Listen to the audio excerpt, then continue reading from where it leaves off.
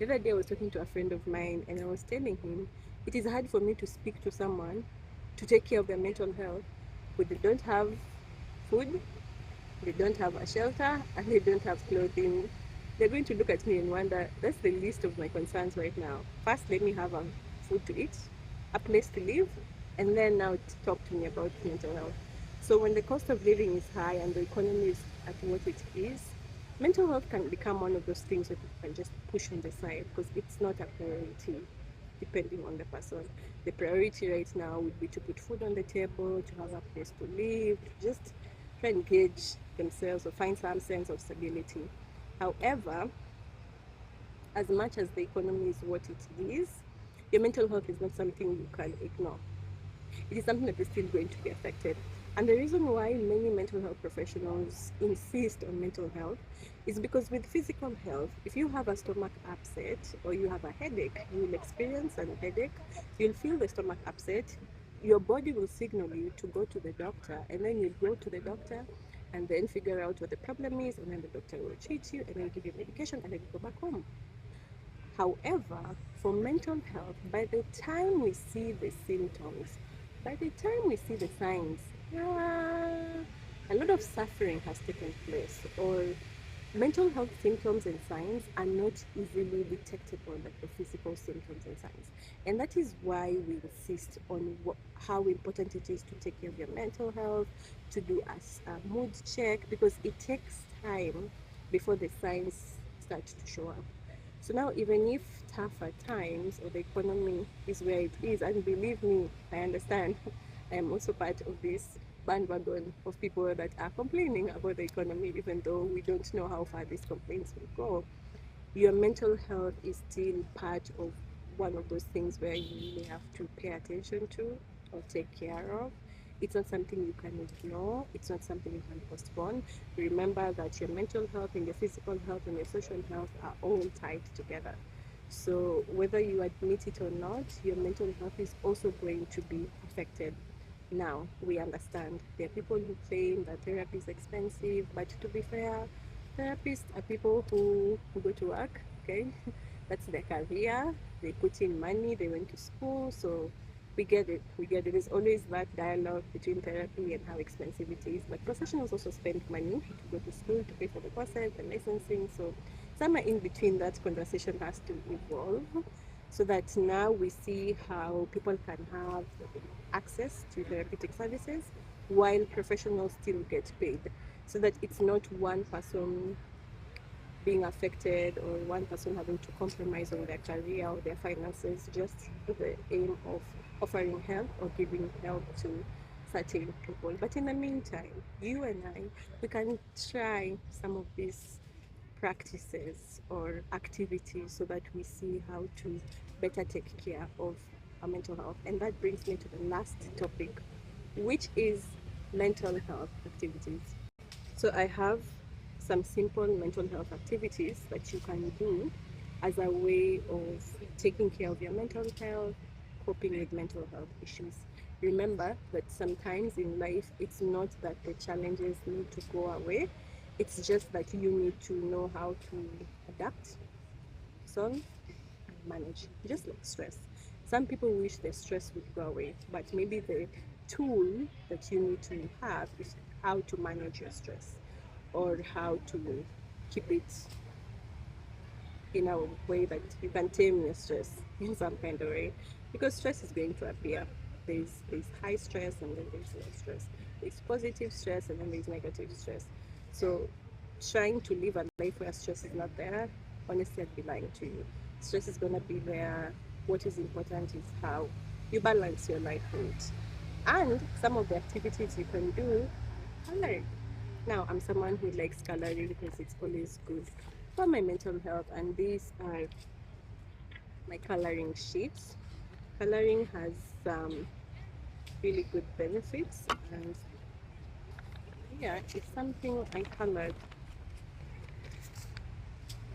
Yeah, I did this last night, and it was very relaxing. And I'm someone who likes to color when I'm listening to music, specifically jazz music, because it puts me in the mood.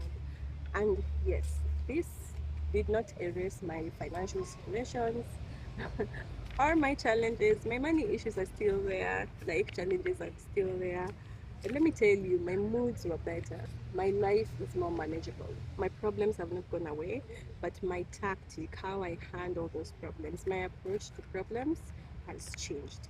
Not because the coloring takes away the problem, but the coloring kind of does something for hormonal balance, and it improves your mood. And honestly, when I'm painting on this sheet, it just helps me relax. It helps me see how manageable life is.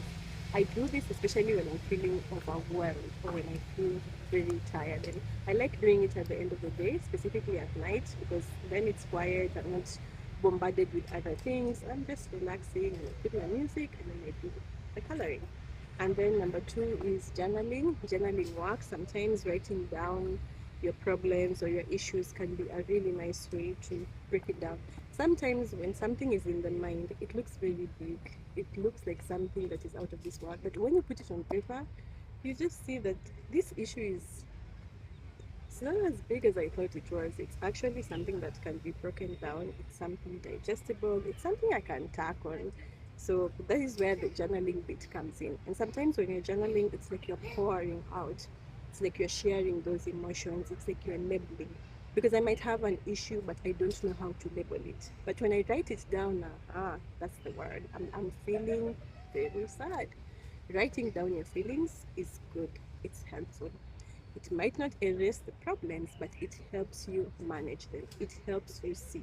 And like I said, it helps you see how digestible your problems or your challenges are.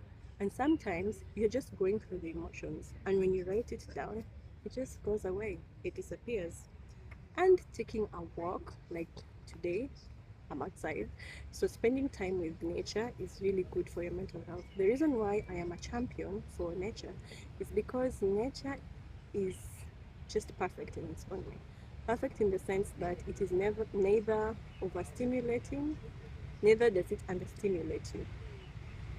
Correct me if I'm wrong, but I've never had someone complain of being a nature addict. I spend too much time in nature and now I'm an addict.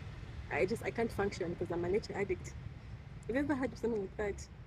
No one is ever too addicted to nature. No one has ever had bad effects or severe issues because they spend so much time in nature. Till this day, I am yet to hear someone complain about how they've spent too much time in nature and now they need intervention, or they're probably part of a group that helps people cope with nature addiction. You see how bizarre it sounds? Nature addiction. It doesn't sound right.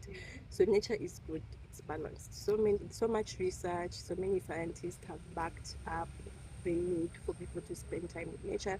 In fact, people who deal with lifestyle diseases are encouraged to spend time with nature. People who are dealing with diabetes, high blood pressure, and the likes, their doctors, they suggest that taking time in nature, walking and doing all those things can be really helpful.